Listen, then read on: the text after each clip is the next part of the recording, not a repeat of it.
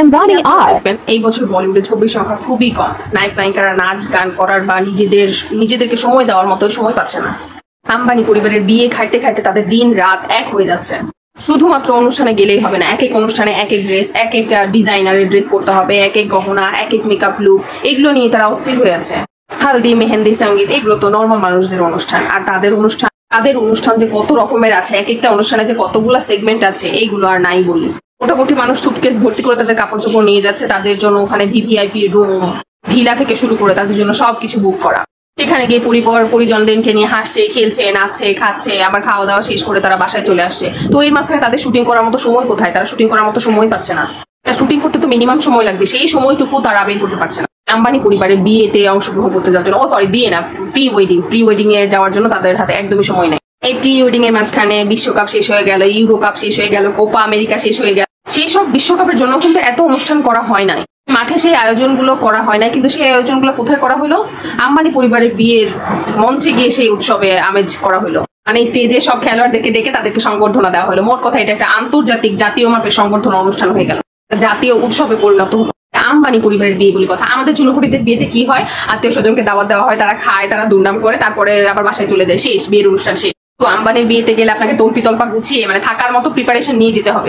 শুধুমাত্র বলিউডে সেলিব্রিটি দিয়ে শেষ নাই, তারা হলিউড থেকেও সবাইকে নিয়ে এসে এই অনুষ্ঠান থেকে হলিউডরা নিস্তার পায় নাই। হলিউডে সব সেলিব্রিটিদেরকে বাধ্য হয়েছে আসতে, তারা এসে নাচ গান আনন্দের মাধ্যমে সবার মনোরঞ্জন করেছে।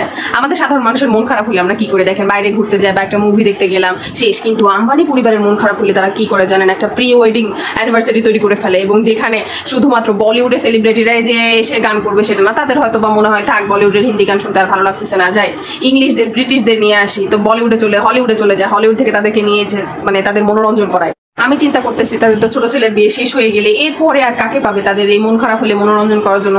কোন মানে কি কারণে ডাকবে সবাই? তখনই মনে হয়ে গেল বিয়ে হয়েছে তো কি হয়েছে, আরো তো অনেক অনুষ্ঠান আছে।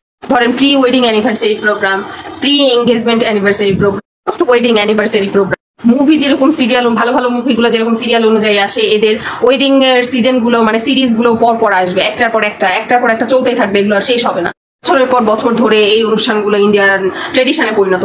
মতো প্রি ওয়েডিং অনুষ্ঠানের ভিডিও দেখে আমারও অনেক ভালো লেগেছিল, যে এত বড় লোক, এত ধনী ধনকুবের ছেলে, অবশ্যই করা স্বাভাবিক। কিন্তু পরবর্তীতে যে এত অনুষ্ঠান মানে আসতেছে, দেখতেই বিরক্ত লাগছে। তাদের টাকা আছে, তারা না সবকিছু করতেছে, ঠিক আছে, কিন্তু এইগুলো যদি আমাদের দেশে ট্রেডিশন হিসেবে চলে আসে, মনে করেন যে এগুলো সিস্টেমের মধ্যে যদি চলে আসে, দেশে তো দুর্ভিক্ষ দেখা দিবে। ছেলে মেয়েরা ভয় বিয়ে করতে যাবে না, ছেলেরা মেয়েদেরকে দেখলে দৌড়াই পালাবে। থাক ভাই, আমার বিয়ে করার দরকার নাই। একটা বিয়ে করে যদি থালা হাতে নিয়ে রাস্তায় বসে থাকতে হয়, তাহলে সেই বিয়ে করার দরকার। এমনিতেই ভাই মধ্যবিত্ত পরিবারটা প্রি ওয়েডিং আর পোস্ট ওয়েডিং দুইটা সিরিমানি করতে করতে একদম হাতে মানে রাস্তার ফকির হয়ে যেতেছে। আর যদি এই সিস্টেম চলে যায়, তাহলে বিয়ে নামক ইনস্টিটিউশনটা বিলুপ্ত হয়ে যাবে। ভাই তারা বড় লোক, তারা করতেই পারে, এইটা কিন্তু আমাদের ট্রেডিশনে কোনোভাবেই নিয়ে আসা যাবে না।